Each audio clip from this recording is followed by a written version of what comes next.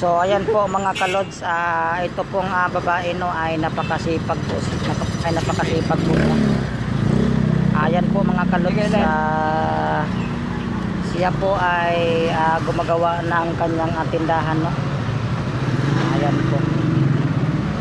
Ang kanya pong tindahan ay sari-sari store no mga kalods. Ayan po, kung ano pong kaya ng lalaki, kaya din po ng babae po mga kalods. Ayan po. Talagang siya ay masipag at matulungin. Ayan po.